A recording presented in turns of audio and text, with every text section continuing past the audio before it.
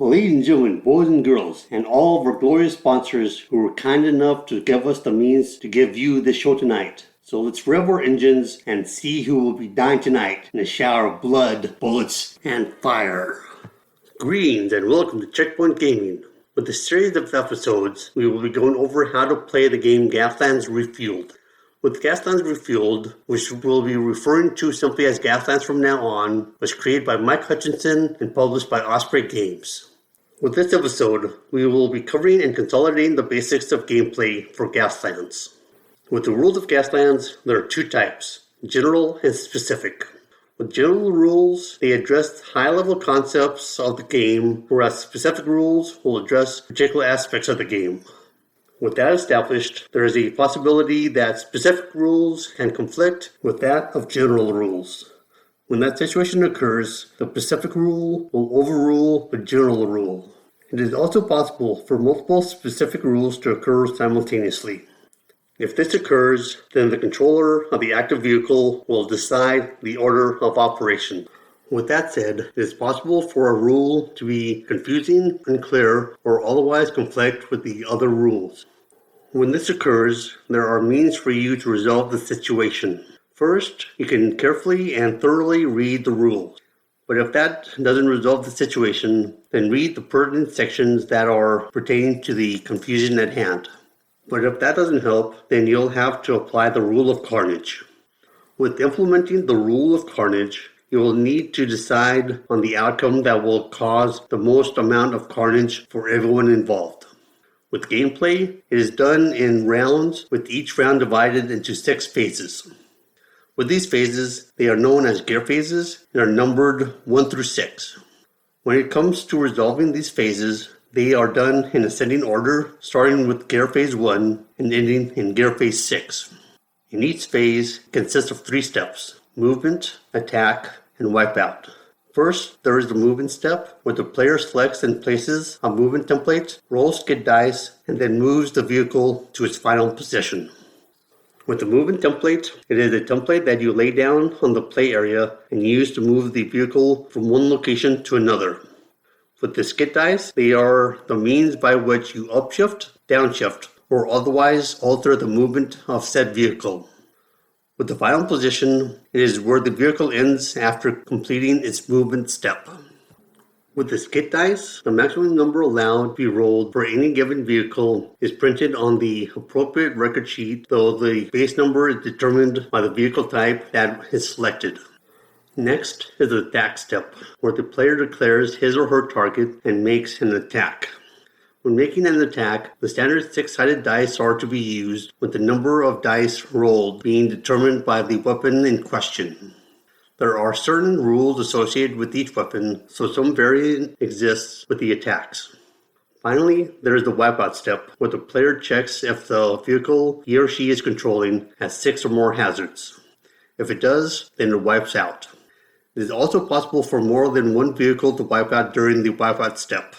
If more than one vehicle wipes out during the same step, then resolve the active vehicle first, then resolve any remaining wipeouts in a clockwise manner. With moving the vehicles, players alternate moving a single qualifying vehicle until all vehicles have activated. If the player has a qualifying vehicle, then the player must activate it, not being allowed to pass. If a player has more than one active vehicle, then said player will choose which vehicle they want to activate first. But if the player has no qualifying vehicle, then the player must pass. After all qualified vehicles have activated in a given phase, then proceed to the next gear phase. This process will repeat until all vehicles activate in every applicable gear phase. With each gear phase, it starts with the player in pole position. With pole position, it indicates who goes first for any given gear phase.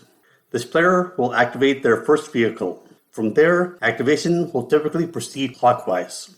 The scenario being played also determines which player starts with pole position and when pole position will pass between players.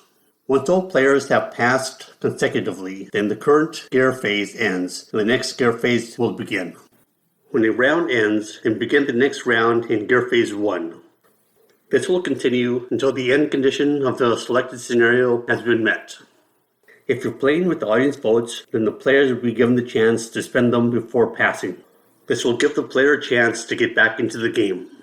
To qualify for activation, the vehicle's current gear will have to be equal to or greater than the current gear phase number and has not activated in that given gear phase. When checking to see if a vehicle qualifies for activation, the player does so when they have the opportunity to activate, not at the start of the round or gear phase. When the player changes gears in an earlier gear phase, it will allow the vehicle to activate in later gear phases. When wipeouts that happen before the vehicle activates can cause the vehicle to miss its activation in a later gear phase. When the player has the opportunity to activate, they must first declare which qualifying vehicle they will be activating. When the vehicle is activated, then it is referred to as the active vehicle. After declaring which vehicle will be activated, then perform the phase steps. And it doesn't matter which vehicle they choose to activate, as long as it meets the requirements for it to be activated. With each vehicle, it can have a gear value found between 1 and 6, with the vehicle's current gear never exceeding its maximum gear. In addition to this, all vehicles start the game in Gear 1, which also extends to when the vehicle wipes out. When it comes to keeping track of your vehicle's current gear, you use any means you wish to do this. Also, do not reset the vehicle's current gear from round to round. This is because all vehicles begin each round in the gear that they ended with the previous round. When it comes to that of hazards, vehicles gain them when they change gears, spin, slide, and any other effects found within the game. Use any means you wish to keep track of that vehicle's current hazards. When a vehicle gains 6 or more hazards during the wipeout step, it will wipe out regardless of whose wipeout step it is. With a wipeout step, it is the active vehicle's final step, and this step affects all vehicles, not just the active one. Though vehicles generally wipe out because they start the step with 6 or more hazards, but a vehicle can also wipe out from collisions or other shenanigans given it enough hazards. If a vehicle wipes out, then perform the following steps. First, perform a flip check. With a flip check, the player of the flipping vehicle will roll a 1-die-6. If the roll is equal to or greater than the vehicle's current gear, nothing will happen. But if the roll is lower than the current gear, the vehicle will immediately flip and suffer 2 hull damage, followed by making a medium straight forward. After making this medium straight forward, a collision window will occur to see if the vehicle hits anything.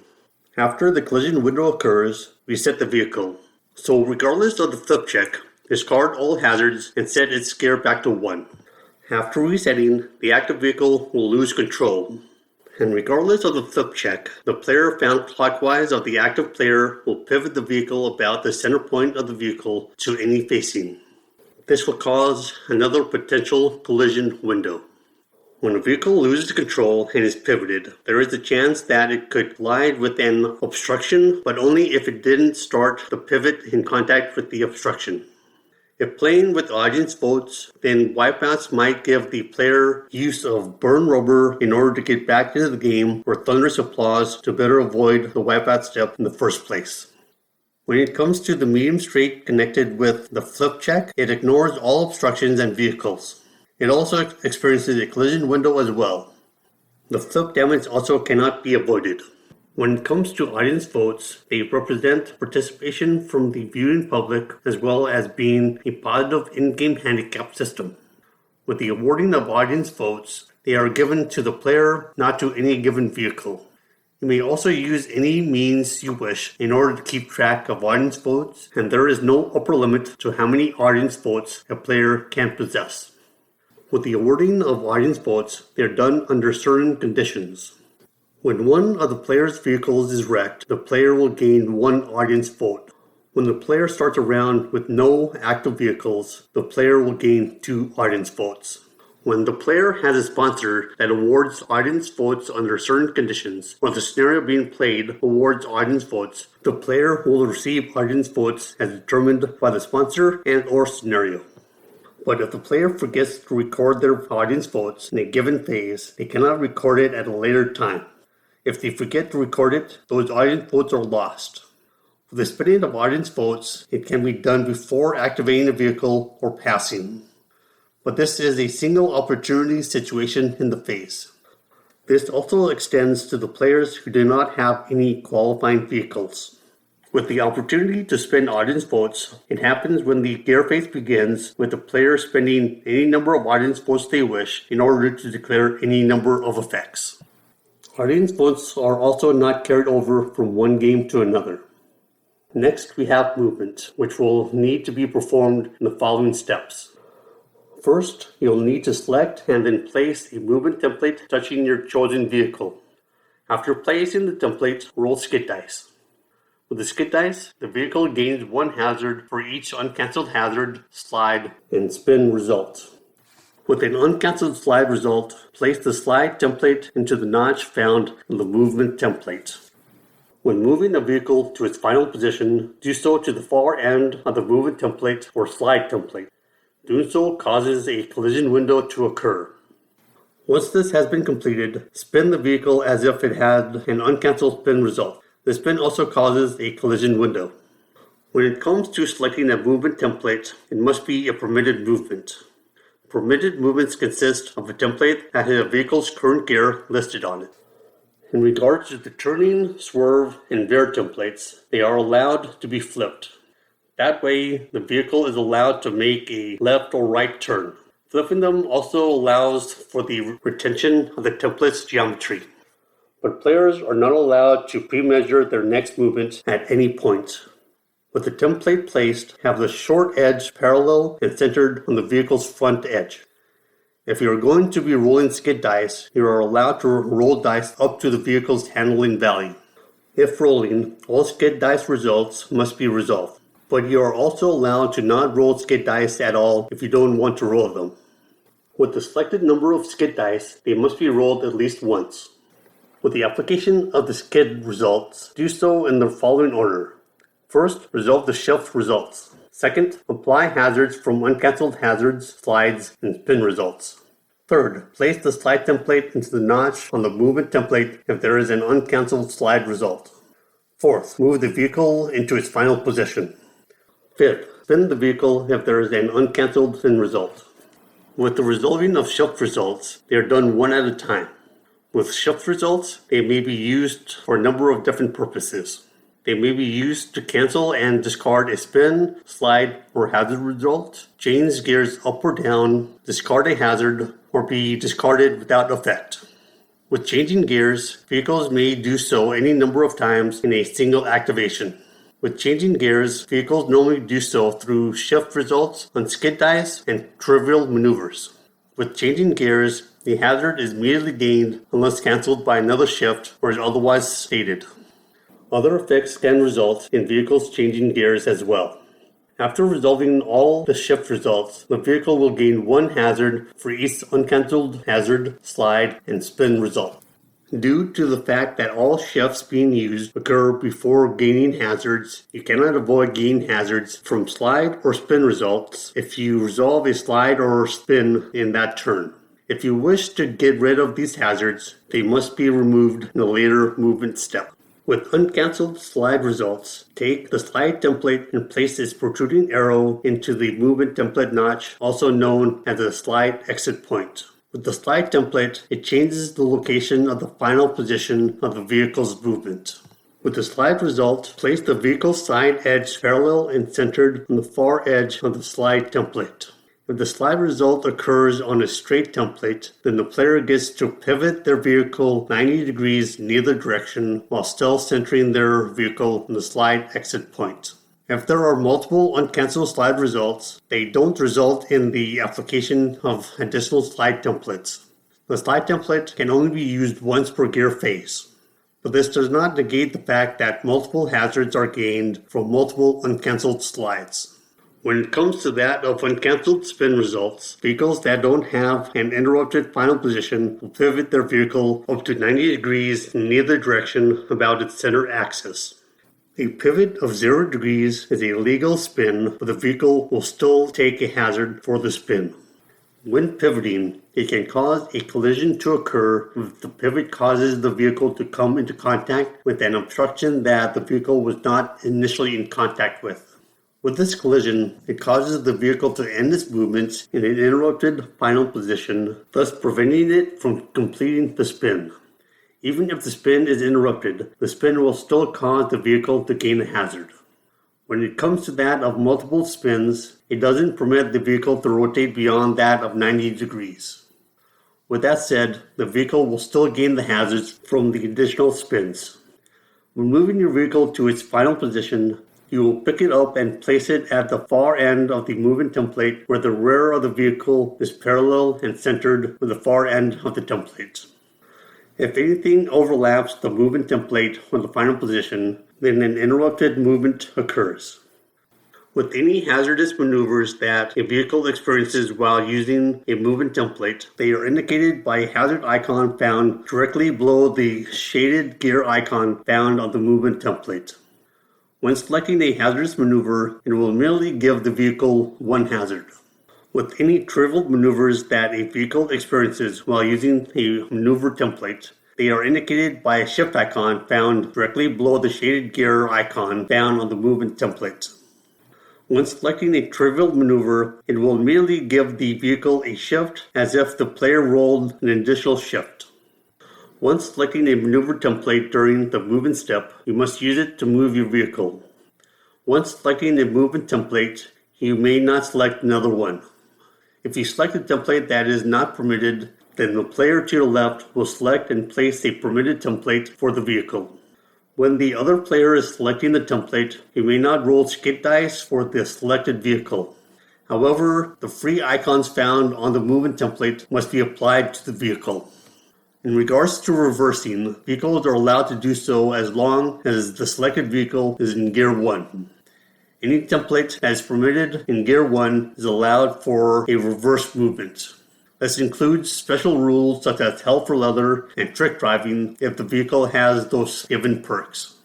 When placing the movement template while reversing, place it as normal except place the short edge, center, and parallel on the vehicle's rear edge. When reversing a vehicle, you may roll skid dice and change gears if you so wish. When resolving the movement step, the vehicle's final position is such that its front edge is touching the far edge of the movement template.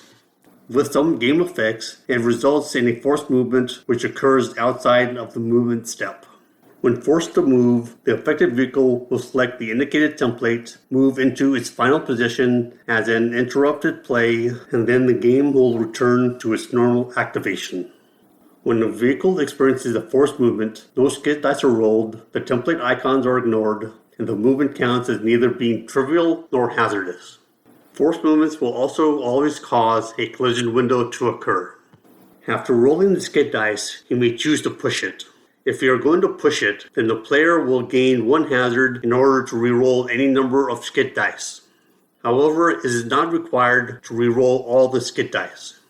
Unless having a particular perk, you may only push it once per movement step.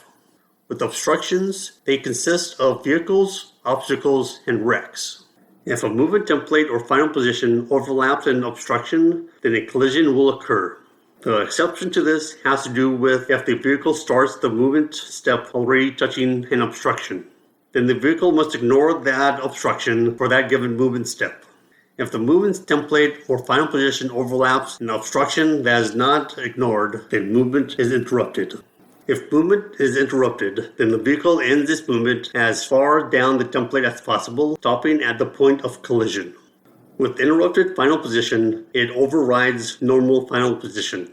In order to find the vehicle's interrupted final position, move it from its starting position towards its final position until any vehicle part touches an obstruction that is not ignored.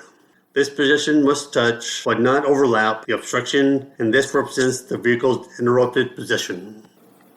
After finding the interrupted final position, then resolve the collision with the obstruction. If the obstruction is not removed due to the collision, then end the vehicle's movement there. When moving the vehicle to its interrupted final position, ensure that it follows the line and is parallel to the direction of travel of the template to that point. Make sure that the vehicle is centered and covers as much of the template as possible. If the vehicle is unable to reach its interrupted final position due to other obstructions found in its way, then move the vehicle back along the template until it is no longer overlapping any obstruction. If the vehicle is wider than the movement template, then it will be able to squeeze past obstructions. But this only occurs if the movement template or the final position do not overlap any obstruction. In addition to this, other situations exist that can interrupt movement. This can be with later obstructions as well as causing other vehicles to bump into nearby obstacles that would have squeezed by previously if it was not for the secondary obstruction causing an interruption to occur. In regards to squeezing by, an important thing that needs to be addressed is the notch found in the movement template that is used for the insertion of the slide template. It can be argued that the notch represents a vacant spot in the movement template and allows the vehicle to squeeze by, while others argue that the movement template should be treated as a contiguous piece and the notch only be recognized when it comes time to use the slide template. When it comes time to figuring out how to implement this during any given game, it has proven to be very difficult to figure out. It is also circumstantial at best. If such a situation comes up during your gameplay, defer to the person running the game or the official in charge of the game. You can even reach a consensus among the players on how to best deal with this. With the obstacles, some of them are destructible. With these given obstacles, they are removed from the game after the collision occurs with them. When that occurs, a way is cleared for the vehicle to continue its movement after the collision. If the vehicle's movement is interrupted by a destructible obstacle, check to see if the movement is interrupted after the collision. From there, find the vehicle's new interrupted final position. If the vehicle's movement is no longer interfered after the collision, then place the vehicle at its final position. As a result of this, it opens a movement to being interrupted multiple times and to trigger multiple collisions. In regards to wrecks, they are destructible obstacles, take on hazards, can take damage from collisions, and possess a weight that is equal to its weight class before it became a wreck. If a vehicle's movement is interrupted while using a slide template, then slide the vehicle sideways into the obstruction in order to find the interrupted final position. If the movement is interrupted before the vehicle reaches the slide exit position, then find the vehicle's interrupted final position. When it comes to that of a slide, the part of the selected movement template that is found beyond the slide exit point is to be ignored. Only the part of the movement template up to the slide exit point, accompanied by the slide template itself, counts as the vehicle's movement template in determining if its movement is counted as being interrupted. And if rotating the vehicle will cause any part of it to touch or otherwise contact an obstruction that has not been ignored, then its movement will become interrupted, and this location will become this vehicle's interrupted final position. With movement taken care of, we can now move on to combat. If anything, this is the most entertaining part of the game where you get to shoot at your opponents and hope that they blow up in fiery carnage. In order to engage in combat with fellow players, weaponry will be needed. With these weapons, they possess the following characteristics. First, we have range, which determines how far away the target can be in order for that given weapon to hit. To determine if an enemy vehicle is within range, take the shooting template that is associated with the weapon and see if the target can be shot with that given weapon. Second, we have facing, which determines the arc of fire a given weapon possesses, or the area where it can legally shoot. As a result of its facing, it will determine how the weapon in question can be used. It is important to note that with side-mounted weapons, it applies to either side of the vehicle. So it doesn't matter if it's port or starboard, driver's side or shotgun, a side-mounted weapon can be used on either side.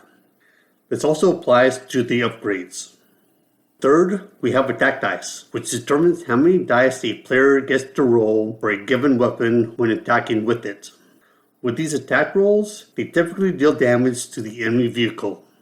It is important to note, however, that there are exceptions to this, such as the harpoon, where it has specific rules regarding the attack dice. To determine a weapon's range, you will need to use a shooting template, which is listed with the weapon information. When using a shooting template, place it within the given weapon's arc of fire and then measure the two closest points between the attacker and the target. If any part of the shooting template touches the target, then the target is allowed to be attacked. With the shooting templates, they consist of short range, medium range, long range, double range, small burst, and large burst. When it comes to the shooting templates, some of them can rely upon the movement templates as stand-ins. With these doublings, they consist of the following. Short straight is equal to short range. Medium straight is equal to medium range. And long straight is equal to long range. With the double range templates, if you don't have it available, then you can just put the medium range template and the long range templates end to end. You can also use a 12-inch ruler to represent it. For the burst templates, they are represented by their own special shapes. When it comes to the equipping of the weaponry, you must decide on what the weapon's facing is going to be, and only one facing is allowed for that chosen weapon. But if allowed, you can select duplicates of the same weapon and give those particular weapons a different facing. With this facing, it also determines the weapon's arc of fire. With front-mounted weapons, they possess a front arc of fire. In order to check if the target is within the front arc of fire of your vehicle, place the appropriate shooting template's short edge touching the vehicle's front edge and parallel with its sides extending forward. With placing the template, it must be placed anywhere along the front edge of the vehicle. With rear-mounted weapons, they possess a rear arc of fire. In order to see if a target is within the vehicle's rear arc of fire, place the shooting template's short edge touching the vehicle's rear edge and exactly parallel to its sides, extending backwards. From there, the template may be placed anywhere along the rear edge of the vehicle. It is important to note that there will be times where having the template flush against the fender of the vehicle may not be feasible. Some vehicles may be in possession of large tires, such as those seen on monster trucks. In situations like this, then you will measure from the tires instead of the fender. With side-mounted weapons, they possess a side arc of fire. In order to see if a target is within the vehicle's side arc of fire, place the shooting template's short edge touching either of the vehicle's side edges and exactly parallel with its side extending outward from its sides. From there, the template may be placed anywhere along the side edge of the vehicle. It is important to note that there will be times where having the template flush against the vehicle's sides may not be feasible. Some vehicles may be in possession of large tires, as those seen on monster trucks. In situations like this, then you will be measuring from the edge of the tire instead of the respective fender. With turret-mounted and crew-fired weapons, they possess a 360-degree arc of fire. With a 360-degree arc of fire weapon, you may place the shooting templates in any direction as long as the short edge is touching the vehicle. With each weapon, it possesses an attack dice value as represented by a D6 number. When they are used, they are done during the attack step. When engaging in the attack step, you'll need to declare your targets and check if they are within range of your weapons. For the targets that are within range, roll attack dice equal to the weapon's attack dice value. If the weapon is designed to be more collision-based and not shooting-based, such as the ram, then a collision window will occur. From there, the target will get the chance to evade. For each uncancelled damage roll, the target will receive damage. In order for the attack roll to hit, then the attacker will need to roll a 4, 5, or 6. When a natural 6 is rolled, then it counts as a critical hit. With critical hits, they cause the target to suffer one additional hit. With this critical hit, it counts as a normal hit for the same weapon.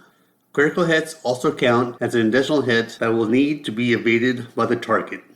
When it comes time for you to attack, you must declare a single target for each weapon being used.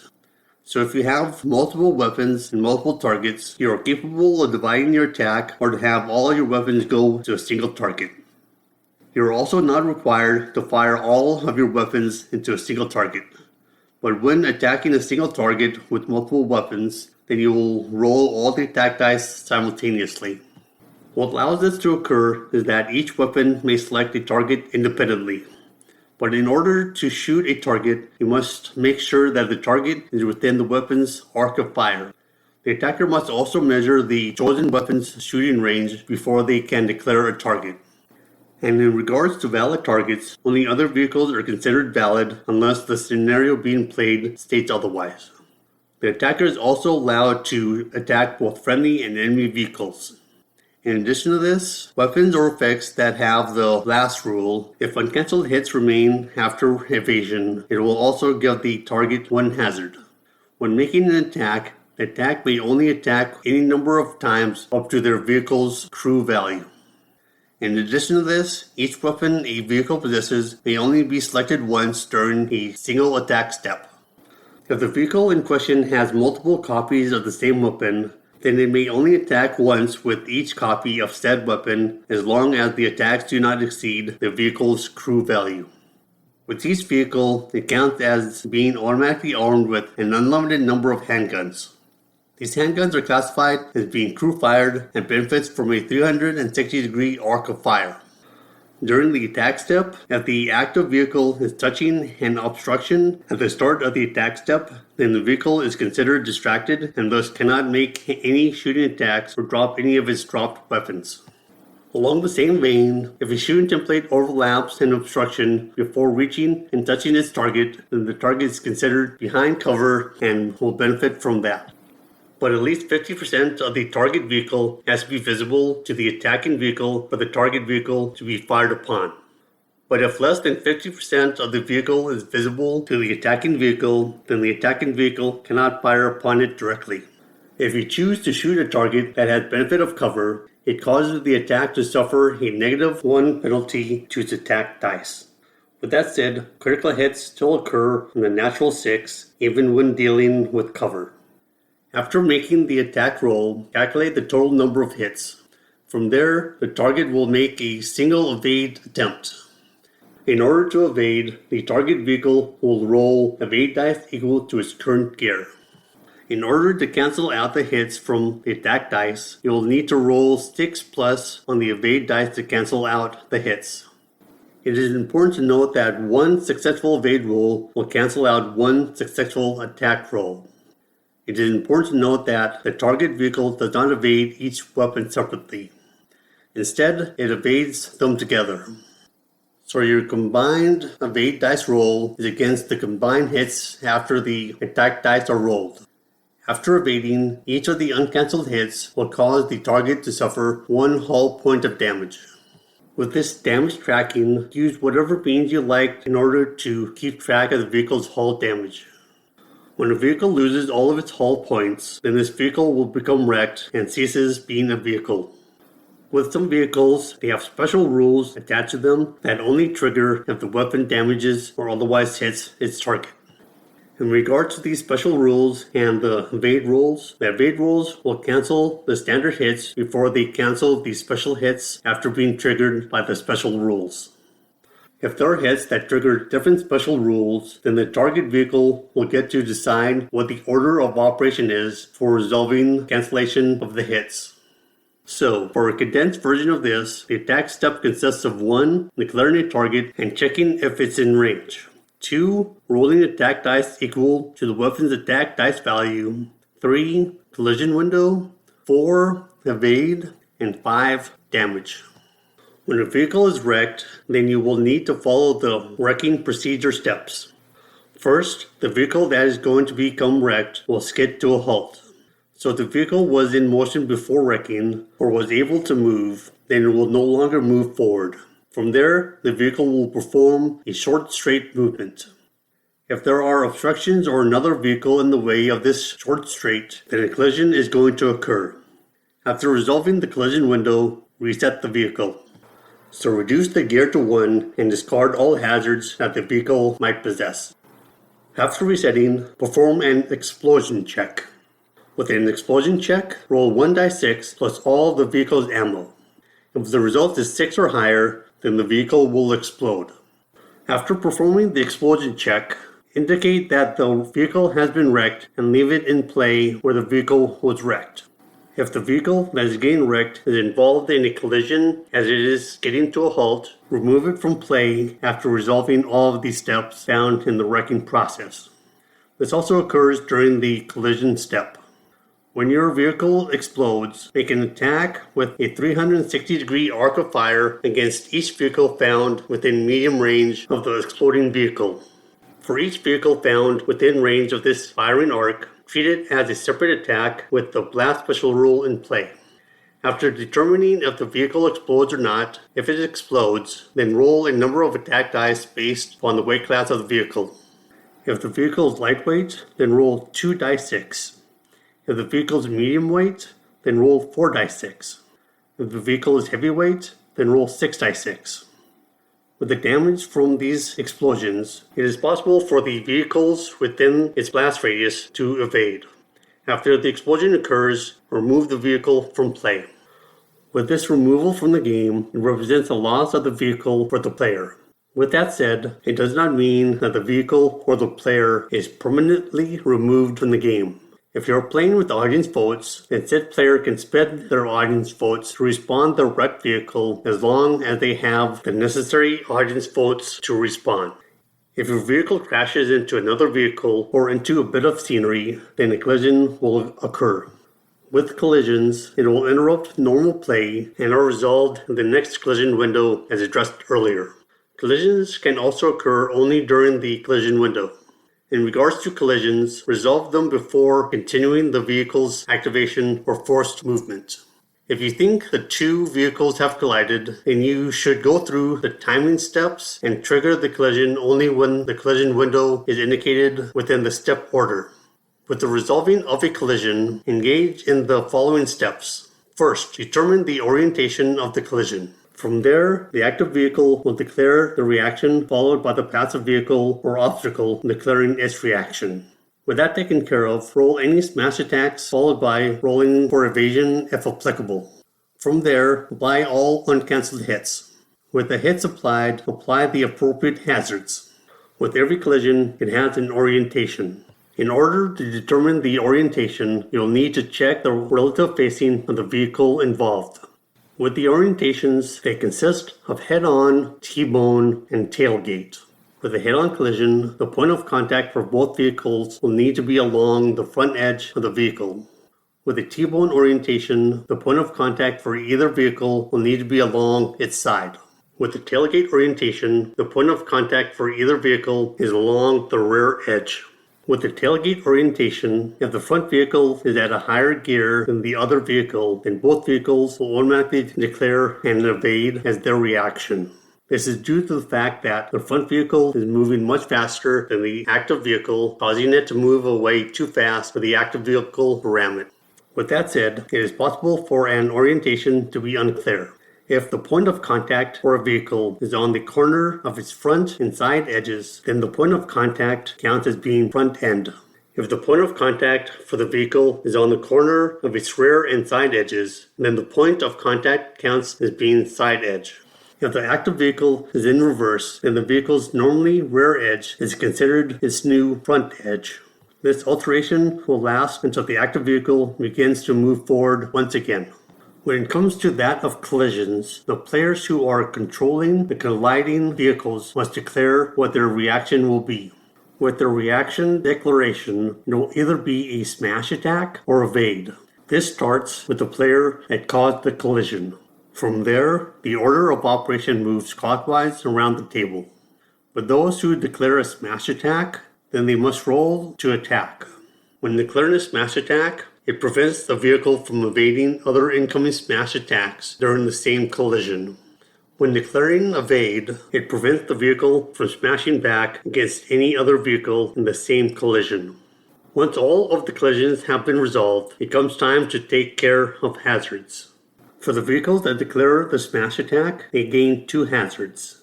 For the vehicles that declare evade, they gain 1 hazard. If a vehicle collides with an obstruction, the obstruction will always declare a smash attack.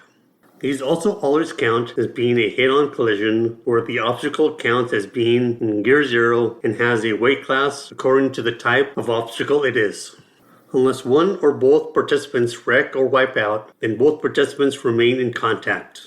When rolling attack dice for a smash attack, it is dependent upon the collision orientation as well as the relative weights of the participants in the collision. If both participants choose to engage in a smash attack, then each participant will have to calculate their attacks separately. If the calculation of a smash attack results in 0 or fewer attack dice, then the vehicle will not be able to roll any of them. With that said, it still counts as a vehicle making a smash attack. When calculating the attack dice for a smash attack, use the following calculations to figure out the number of attack dice being used. With a head-on collision, use the sum of both vehicles' current gears. With a T1 collision, use the active vehicle's current gear. With a tailgate collision, use the difference in current gears using the faster participant's current gear minus slower participant's current gear to a minimum of 0. There is also the pile driver attack, which is typically associated with war rigs. With the pile driver attack, it may only be declared against a lighter weight vehicle and it counts as a smash attack in all regards with some additional rules. After resolving the collision of a pile driver attack, the controller of the attacking vehicle moves the target vehicle anywhere within short range of its original position. The target vehicle is then pivoted to face any direction as long as it doesn't collide with the active vehicle again during the movement step. If the vehicle also has a ram on the appropriate facing, then the pile driver attack also benefits from the ram's special rule. The weight class, and thus the weight differential between the two vehicles, is also an important factor to incorporate into the calculation. If a vehicle is 2 classes heavier than its opponent, then it gets a +4 to its attack dice. If it is 1 class heavier, then the vehicle gets a +2 to its attack dice. But if the vehicle is 1 class lighter than its opponent, then it gets a -1 to its attack dice. If it is 2 classes lighter, then the vehicle gets a -2 to its attack dice. Besides vehicles, obstacles also possess weight to them.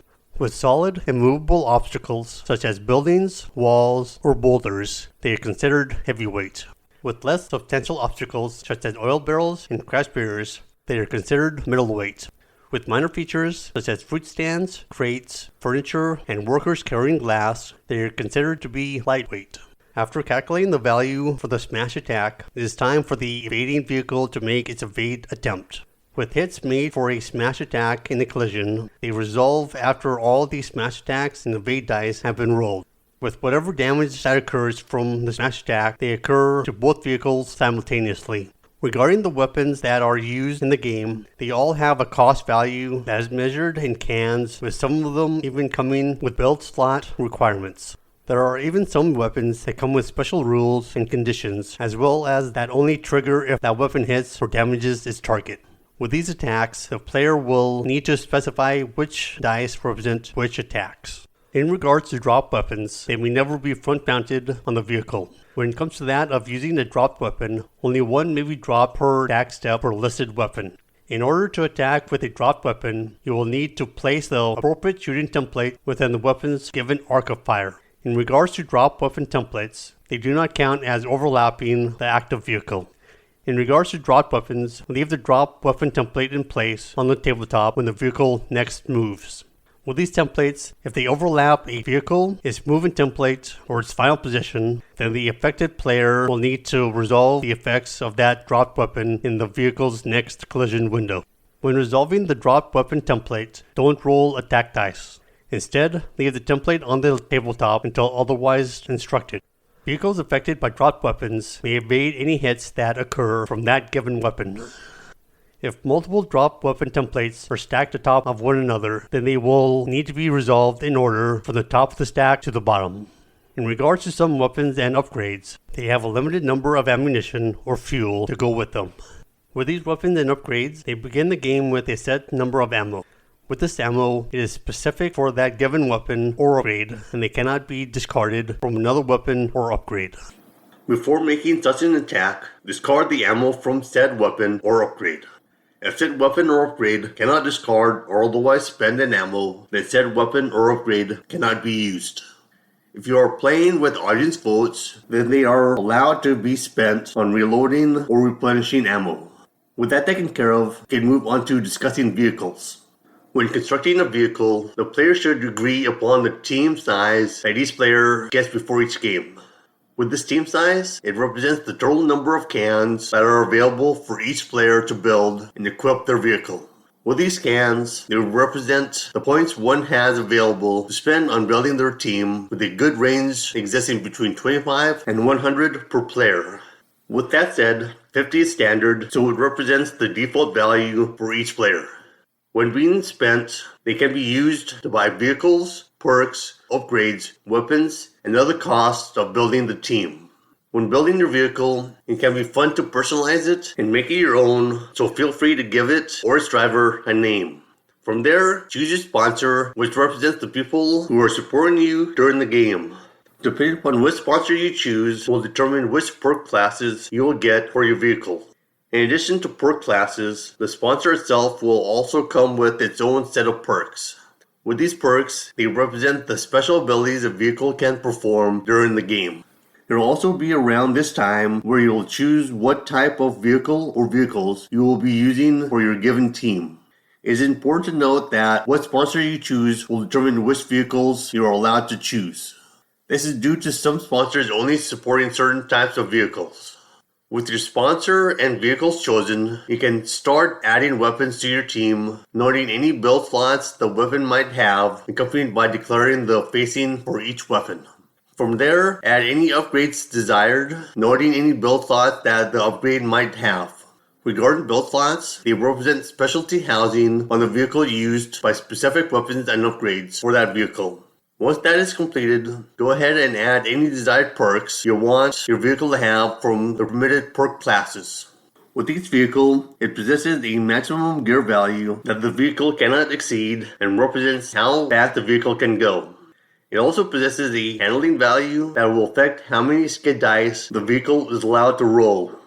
There is also a crew value for each vehicle that indicates how many attacks the vehicle is allowed to make during the attack step. Each vehicle also possesses a weight class as well as a hull value. With the hull value, it indicates how much damage the vehicle can sustain before becoming inoperable. It can be seen as being the vehicle's hit points. With hull points, they are equal to the vehicle's hull value and are reduced by attacks and collisions that occur during play. And once the hull points have reached 0, the vehicle becomes wrecked. With each vehicle, it possesses a number of build slots assigned to it. With some weapons and upgrades, they require a build slot in order for it to be fitted onto a vehicle. And when these build slots are filled up, then no more of these given weapons or upgrades are allowed to be purchased for that given vehicle. When arming a vehicle, you must declare a single facing for the selected weapon. The selected facing will determine the weapon's arc of fire. When it comes to that of side-mounted facings for the chosen weapon or upgrade, it counts as being mounted on both sides of the vehicle. So when it comes time to use or otherwise deploy the weapon, you get to choose if it's going to be on the driver's side or the passenger side of the vehicle. With upgrades, they are add-ons to the given vehicle. Some of them take up build slots while others do not. In regards to the purchasing of perks, the vehicles can only buy perks from the perk classes connected with their chosen sponsor. There is no limit to the number of perks a vehicle can possess, or a perk can only be purchased once for any given vehicle. When it comes to perks, some of them are vehicle specific. These vehicle specific perks are based upon the vehicle that has been selected. There is also the possibility that a vehicle can have a trailer, though this is typically associated with war rigs. In regard to these trailers, they are in possession of the keywords trailer, restricted, and stowage. With trailers, they are classified as lightweight, middleweight, and heavyweight. With lightweight trailers, they may be purchased by lightweight, middleweight, and heavyweight vehicles. With middleweight trailers, they may only be purchased by middleweight and heavyweight vehicles. With heavyweight trailers, they may only be purchased by heavyweight vehicles. But regardless of the weight class of the trailer, once it is equipped to a vehicle, it will possess the weight class of the vehicle itself. And since Gaslands is a tabletop game, the use of terrain, scenery, and physical obstructions will help improve your gameplay. This is because having physical items on the table that you have to deal with and consider when moving and shooting will make things more interesting as the game unfolds. With this terrain, it can be manufactured and pre-painted items all the way to improvised material you have around the house or otherwise have easy access to. Use whatever works for you and allows you to play the game. In addition to this, it is important to talk about surface. With surfaces, they are types of terrain that describe the conditions of the ground for which the vehicle will be traveling upon. They do not count as obstructions. With the game's surfaces, if any part of the vehicle's movement template or final position overlap a road surface, then the vehicle may discard one hazard at the end of its movement. But if any part of the vehicle's movement template or final position overlaps rough terrain, then the vehicle will gain one hazard at the end of its movement step. If any part of the vehicle's movement template or final position overlaps treacherous terrain, then the vehicle will gain two hazards at the end of its movement step. If any part of the vehicle's movement template or final position overlaps the edge of the designated play area, then the vehicle is disqualified and removed from play unless the scenario being played specifies otherwise. Disqualified vehicles do not count as being wrecked. With the obstacles that are being used in the game, they always count as obstructions. They are also in possession of a weight class. Heavyweight obstacles are solid and removable features. Middleweight obstacles are less substantial features. Lightweight obstacles are fragile features like the egos of those who enjoy rage quitting. In regards to obstacles, they have the possibility of being tall. If you are going to have tall obstacles, determine which obstacles are tall at the beginning of the game.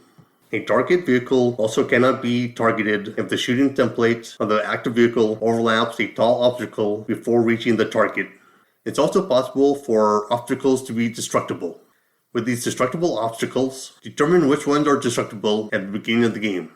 If a vehicle is involved in a collision with one of these destructible obstacles, remove it from the game after resolving the collision. Besides being destructible, it is possible for an obstacle to be volatile. This could be due to the obstacle being a gas canister, an ammo dump, an overly sensitive individual who is angry at society because it's not playing out according to how they think the world should be, or any other reason why something will go boom. With these volatile obstacles, determine which ones are volatile. When your vehicle collides with one of these volatile obstacles, roll a die before declaring your reaction. If the roll is 4 or higher, then the volatile object will explode. This explosion counts as a blast attack against every vehicle found within medium range of the exploding obstacle. Calculating the attack dice, base them on the weight class of the obstacle and treat it as if it was an exploding wreck. From there, remove it from the game. There is also the option to have ramps in the game. If you're going to have ramps, determine which terrain pieces count as ramps. From there, determine the ramp's entry point. When dealing with ramps, if the movement template or final position overlaps any edge other than the entry edge, the vehicle will have to stop at that edge and you will have to roll 1d6. If your roll is equal to or under the vehicle's current gear, then the vehicle will make a jump. But if your roll is over the current gear, then your vehicle will tumble.